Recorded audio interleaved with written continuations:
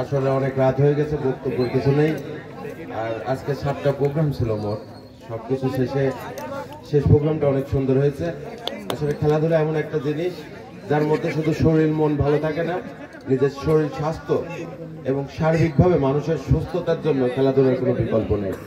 তার সঙ্গে কুমারখালীতে ব্যতিক্রম ধর্মী এই যে রাতের যে খেলা, এটার মানে কুমারখালী এমনিতে সাংস্কৃতিক রাজধানী বলা হয়, সেই সাংস্কৃতিক রাজধানীতে এই রাতের খেলার একটা ব্যতিক্রম ধর্মী আয়োজন করার জন্য আয়োজক কমিটি, বিশেষ করে ছোট ভাই আরজু, রিয়াদ সহ আয়োজক কমিটির সবাইকে অসংখ্য ধন্যবাদ।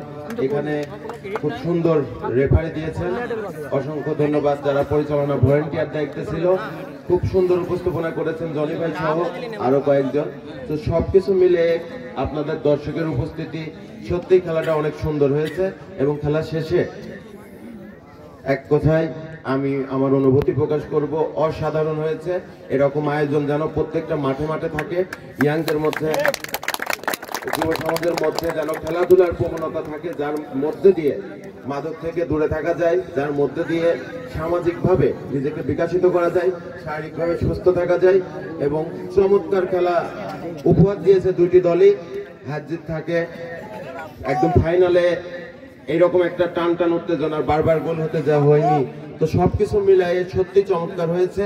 আমি এখানে উপস্থিত হতে পেরে অসংখ্য ধন্যবাদ এবং সর্বোপরি আরেকবার ধন্যবাদ জানাই আয়োজক কমিটিকে, আমার এখানে যারা মঞ্চে বসে আছে সবাইকে, পরিচালনা কমিটি, ভলেন্টিয়ার ও দর্শক সবাইকে ধন্যবাদ জানাই। আমি আপনাদেরই সন্তান শাকিল আহমেদ তিয়াস, আমার জন্য দোয়া করবেন। আসসালামু আলাইকুম।